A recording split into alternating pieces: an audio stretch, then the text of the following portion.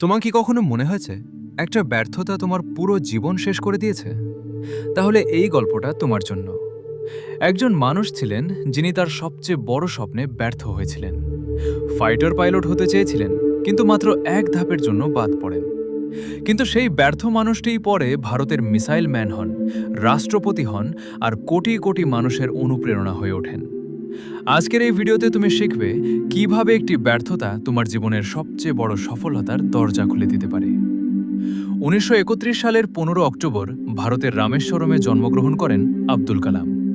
তার পরিবার ছিল সাধারণ, আর্থিক অবস্থা খুব একটা ভালো ছিল না, তাই ছোটবেলাতেই তিনি পরিবারের পাশে দাঁড়ানোর সিদ্ধান্ত নেন। ভোরবেলা খবরের কাগজ বিতরণ করতেন, তারপর স্কুলে যেতেন।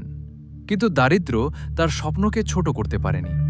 তিনি বিশ্বাস করতেন বড় কিছু করতে হলে আগে বড় স্বপ্ন দেখতে হবে। স্কুল জীবনেও তিনি ছিলেন অত্যন্ত কৌতূহলী একজন ছাত্র। পরবর্তীতে তিনি অ্যারোস্পেস ইঞ্জিনিয়ারিং পড়ার সুযোগ পান। তার একটাই স্বপ্ন ছিল ফাইটার পাইলট হওয়া। বহু বছরের পরিশ্রমের পর তিনি ভারতীয় বিমান বাহিনীর নির্বাচনী পরীক্ষায় অংশ নেন।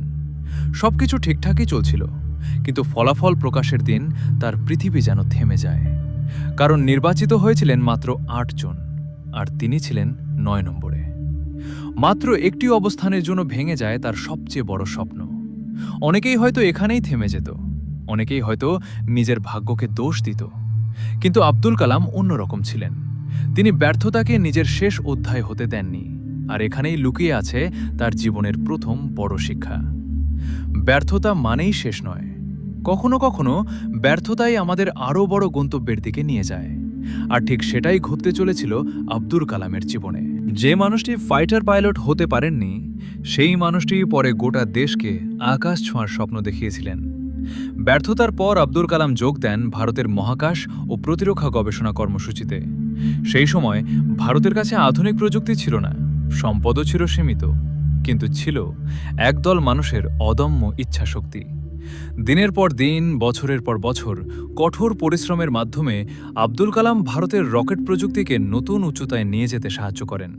পরবর্তীতে অগ্নি এবং পৃথিবীর মতো গুরুত্বপূর্ণ ক্ষেপণাস্ত্র প্রকল্পে তার অবদান তাকে নতুন পরিচয় এনে দেয়। মানুষ তাকে ডাকতে শুরু করে মিসাইল ম্যান। কিন্তু তার জীবনের সবচেয়ে বড় শিক্ষা শুধু বিজ্ঞান নয়, তিনি আমাদের শিখিয়েছেন শেখা কখনো বন্ধ করা যাবে না। সফলতার পরেও তিনি নিজেকে একজন ছাত্র এবং শিক্ষক হিসেবেই দেখতেন। এই কারণেই ২০০২ সালে তিনি ভারতের রাষ্ট্রপতি নির্বাচিত হলেও সাধারণ মানুষের কাছ থেকে কখনো দূরে সরে যাননি। শিশুদের সঙ্গে কথা বলতে, তরুণদের স্বপ্ন দেখাতে এবং মানুষকে অনুপ্রাণিত করতে তিনি সবচেয়ে বেশি ভালোবাসতেন। আজ কোটি কোটি মানুষ তাকে শুধু একজন বিজ্ঞানী হিসেবে নয়, একজন আদর্শ মানুষ হিসেবেও মনে রাখে। আব্দুল কালামের জীবনের সবচেয়ে বড় শিক্ষা হয়তো এই একটাই: তোমার বর্তমান অবস্থা তোমার ভবিষ্যৎ নির্ধারণ করে না। তোমার স্বপ্ন, তোমার পরিশ্রম এবং ব্যর্থতার পরেও এগিয়ে যাওয়ার সাহসই তোমার ভবিষ্যৎ তৈরি করে। তিনি একবার বলেছিলেন, স্বপ্ন সেটা নয় যা তুমি ঘুমিয়ে দেখো, স্বপ্ন সেটাই যা তোমাকে ঘুমাতে দেয় না। আর এ কারণেই আজও ডাক্তার এপিজে আব্দুল কালাম কোটি মানুষের হৃদয়ে বেঁচে আছেন। শেষ পর্যন্ত ভিডিওটি দেখার জন্য আন্তরিক ধন্যবাদ। এমন আরও অনুপ্রেরণামূলক ও মোটিভেশনাল ভিডিও দেখতে সাকসেস অন্বেষণ চ্যানেলটি সাবস্ক্রাইব করে বেল আইকনটি অন করে রাখুন। ভিডিওটি ভালো লাগলে একটি লাইক দিন, আপনার মতামত কমেন্টে জানান, আর প্রিয়জনদের সঙ্গে শেয়ার করতে ভুলবেন না।